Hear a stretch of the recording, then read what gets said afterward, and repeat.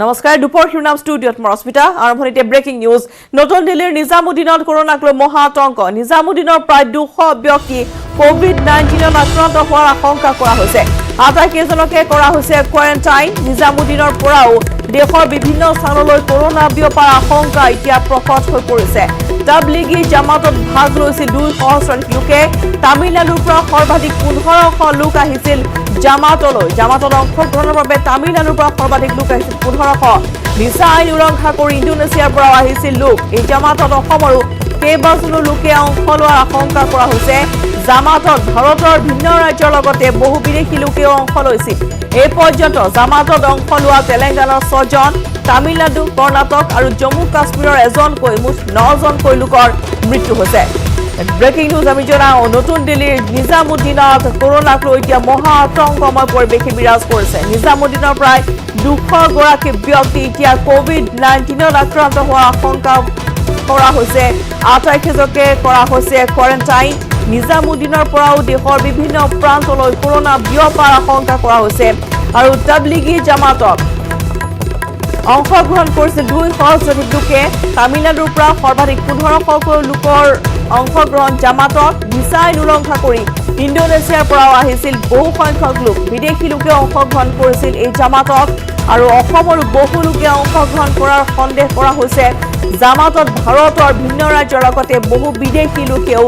অংশগ্ৰহণ কৰিছিল এই পৰ্যন্ত জামাতৰ অংশ লোৱা তেলেংগানাৰ 6 জন তামিলনাডু কৰ্ণাটক আৰু জম্মু কাশ্মীৰৰ এজনকৈ মুঠ 9 জনকৈ লোকৰ মৃত্যু হৈছে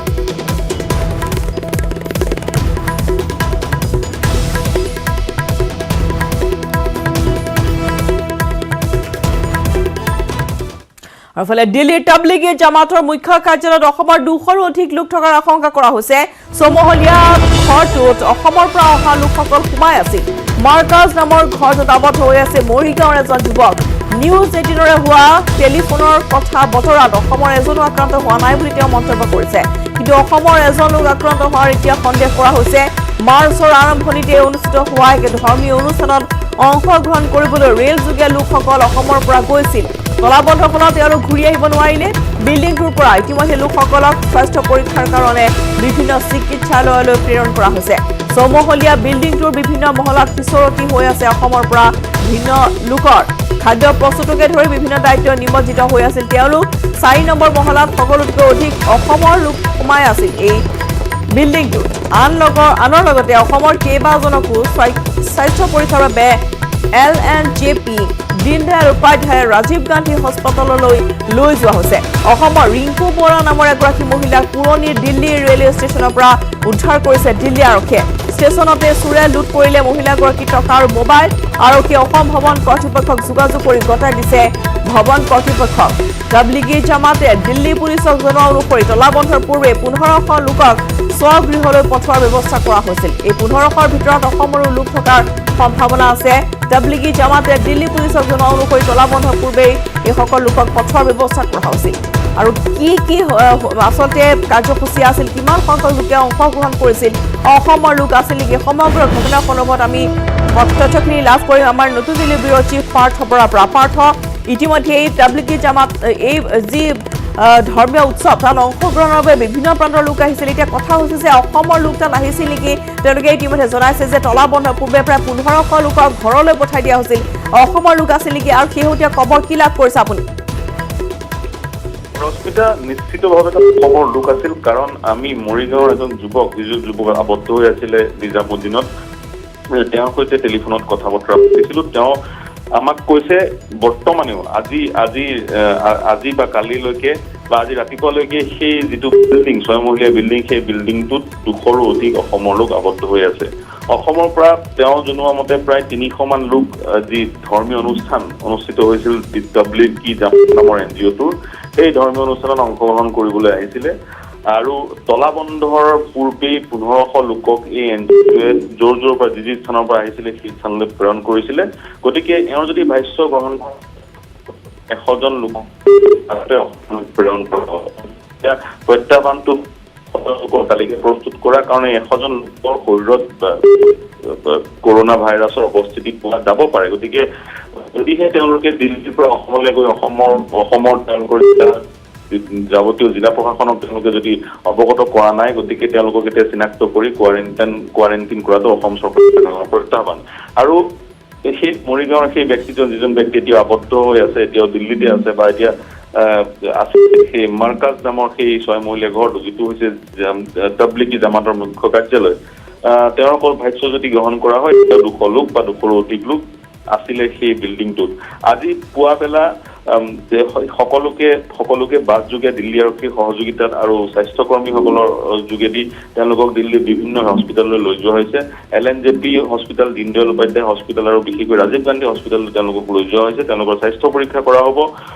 আৰু স্বাস্থ্য পৰীক্ষা কৰাৰ অন্তত তেওঁলোকক আছুতীয়াকৈ ৰখা ব্যৱস্থা হ'ব এখন অস্থায়ী হস্পিটেল নিৰ্মাণ কৰাৰ প্ৰস্তুতি কৰিছে দিল্লী চৰকাৰে জৱাহৰলাল নেহৰু ষ্টেডিয়ামত আৰু জৱাহৰলাল নেহৰু ষ্টেডিয়ামতে তেওঁলোকক অস্থায়ী ভাৱে ৰখা হ'ব ইতিমধ্যে মই জনাইছো মাৰ্চ মাহৰ আৰম্ভণিতে তাবলিগী জামাত নামৰ প্ৰতিষ্ঠানটোৱে এক ধৰ্মীয় অনুষ্ঠান অনুষ্ঠিত কৰিছিল যি ধৰ্মীয় অনুষ্ঠানত বিশেষকৈ মুছলিম সম্প্ৰদায়ৰ লোক দেশৰ বিভিন্ন স্থানৰ পৰা আহিছিল সমবেত হৈছিল আৰু সমান্তৰালকৈ বিশ্বৰ বিভিন্ন স্থানৰ পৰা তেওঁলোক সমবেত হৈছিল আৰু বৰ্তমানলৈকে এক সূত্ৰৰ পৰা আমি এক তথ্য লাভ কৰিছো সেই তথ্য এই 6 মহলীয়া বিল্ডিংটোত সৰ্বমুঠ 1800 লোক সমবেত সোমাই আছিলে আজি বহুত দিন ধৰি লকডাউন আৰম্ভ হোৱাৰ পৰা তেওঁলোকে লোক সমবেত হৈ আছিল বিদেশী লোকো আছিল তাত স্বাভাৱিকতে বিদেশী লোকো আছিল কিন্তু কিমানজন বিদেশী লোক আছিলে সেই তথ্য আমি গম পোৱা নাই কিছু সময়ৰ পিছত দিল্লী আৰক্ষীয়ে সংবাদমেল সম্বোধন কৰিব কিন্তু সূত্ৰৰ পৰা 800 গৰাকী বিদেশী লোক সোমাই থকাৰ সন্দেহ প্ৰকাশ কৰা হৈ আছে আৰু ভাৰত চৰকাৰে এই 800 বিদেশী লোকৰ ব্যৱস্থা গ্ৰহণ কৰাৰ পৰিকল্পনা কৰিছে কাৰণ তেওঁলোকৰ বহুজনে ভিজা এক্সপায়াৰ হোৱাৰ পিছত সেই স্থানত সোমাই আছিলে কিন্তু ইতিমধ্যে তাবলিগী জামাতে তেওঁলোকে নিজৰ প্ৰেছ বিজ্ঞপ্তিত ঘোষণা কৰিছে যে তেওঁলোকে ধৰণৰ সহায় বা সহযোগ দিল্লী আৰক্ষীক কৰিব লাগে বা পঢ়া-শুনা কৰিব লাগে সেই সহযোগ কৰিছিল আৰু সময়ে তেওঁলোকে দিল্লী আৰক্ষীক অৱগত কৰিছিল লকডাউন ঘোষণা কৰাৰ পূৰ্বে তেওঁলোকে 1500 লোকক যি স্থানৰ পৰা আহিছিল সেই স্থানলৈ পঠিওৱাৰ ব্যৱস্থা কৰিছিল আৰু তাৰ পৰা আমি সন্দেহ কৰিছো সেই 1500 ভিতৰত অসমৰ লোকো থাকিব পাৰে অৰ্থাৎ অসমৰ লকডাউনৰ পূৰ্বে কৰোনাৰ যি এক ভয়াৱহতা চলি থকাৰ সময়তে দিল্লীৰ পৰা তাবলিগী জামাতৰ ধৰ্মীয় অনুষ্ঠানত অংশগ্ৰহণ কৰি লোক অসমলৈ গৈছে গতিকে মই পুনৰ জনাইছো সেইটো এতিয়া হৈছে চৰকাৰৰ কাৰণে প্ৰত্যাহ্বান সেইসকল লোকৰ তালিকা প্ৰস্তুত কৰা স্বাভাৱিকতে তাবলিগী জামাতৰ কৰ্তৃপক্ষক যদি অসম চৰকাৰে যোগাযোগ কৰে সেই তালিকা তেওঁ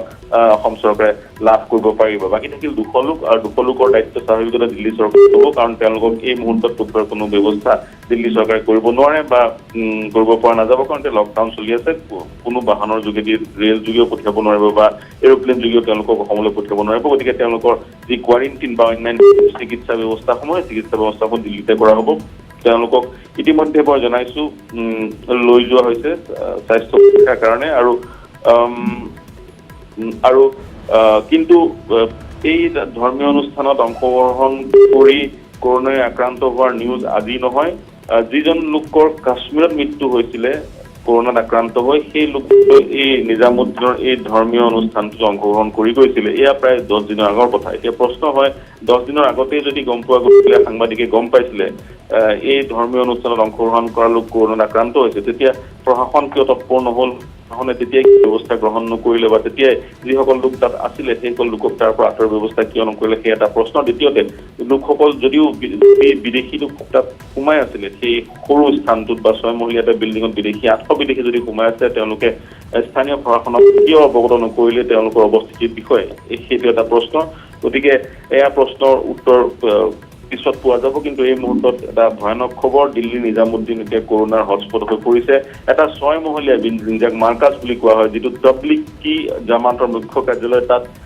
কালি নিশালৈকে 1800 লোক যদি সোমাই থাকে একেলগে কি ভয়াৱহ পৰিস্থিতি হ'ব আপুনি নিজে চিন্তা কৰক আৰু অসমীয়া লোকসকলৰ সকলোকৈ বেছি লোক আছিলে 4 নম্বৰ ফ্ল'ৰটোত 4 নম্বৰ মহলাটোত আৰু অন্যান্য যিসকল অসমৰ পৰা লোক তাত আবদ্ধ হৈ আছিল তেওঁলোক সেই 6 মহলীয়া বিভিন্ন মহলাত সিঁচৰিত হৈ আছিল বিভিন্ন দায়িত্ব তেওঁলোকক অৰ্পণ কৰা আছিল মৰিগাঁৱৰ যিজন যুৱক তেওঁৰ নাম আমি প্ৰকাশ কৰিবলৈ অনিচ্ছুক এই মুহূৰ্তত কিন্তু তেওঁ আমাক জনোৱা মতে অসমৰ লোকসকল বিভিন্ন জেগাত সিঁচৰিত হৈ আছিলে আৰু বিভিন্ন দায়িত্ব সেই বিল্ডিংটোতে বিভিন্ন দায়িত্ব তেওঁলোকক দিয়া হৈছিল কোনোবাই খাদ্য প্ৰস্তুত কৰিছিল কোনোবাই খাদ্য বিতৰণ কৰিছিল কোনোবাই যিটো ঘৰ সেই ঘৰটো পৰিষ্কাৰ কৰিছিল এই ধৰণৰ বিভিন্ন দায়িত্ব তেওঁলোকক দিয়া হৈছিল হৈছিলে এনজিঅ'বোৰ যেনে ধৰণে কাম দিয়া ভগাই দিয়া হয় সেই ধৰণে তেওঁলোকৰ কাম ভগাই দিয়া হৈছিলে আৰু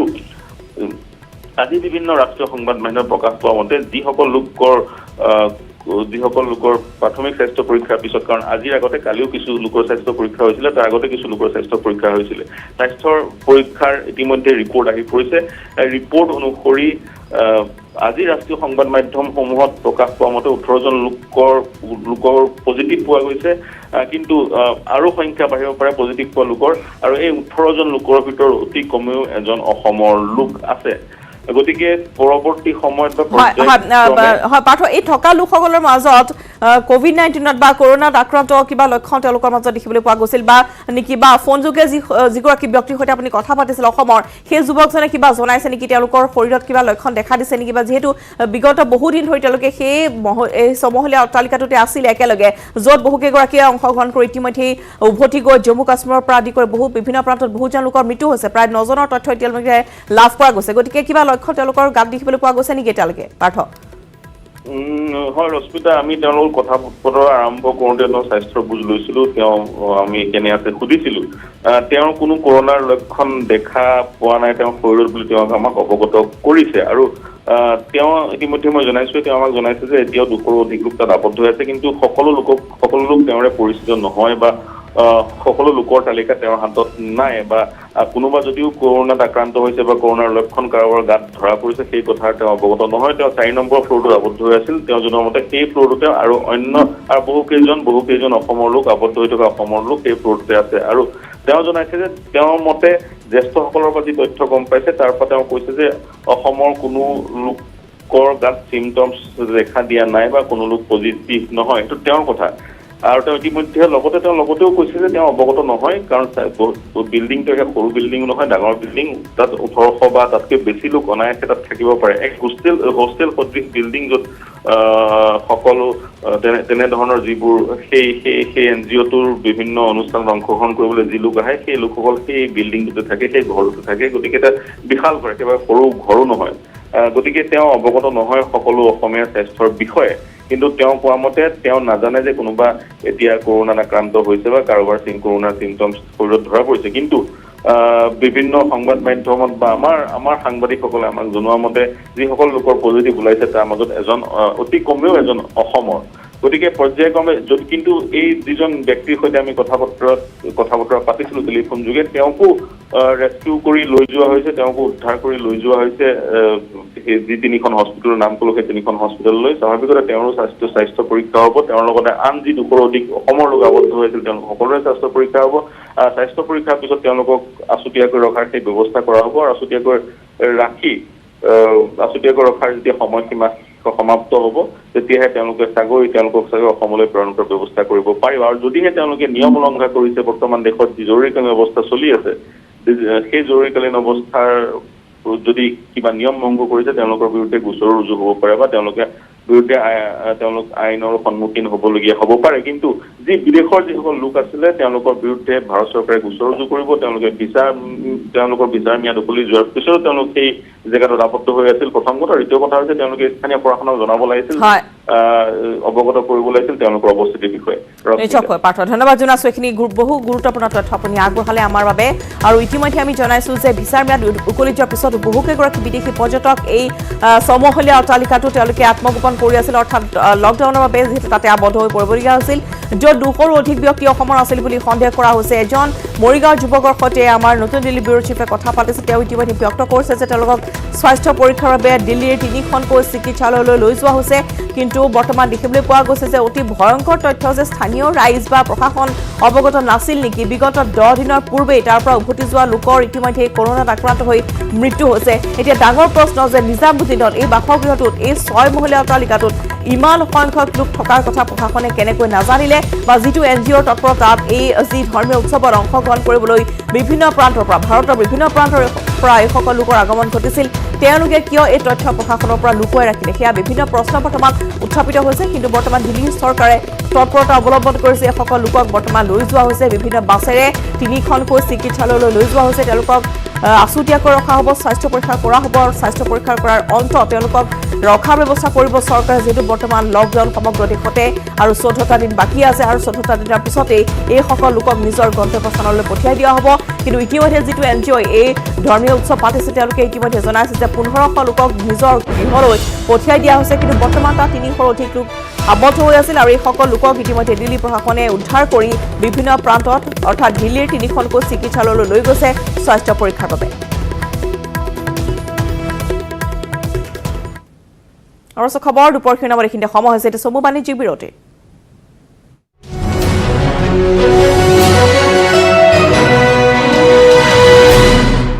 নিউজ হেডলাইন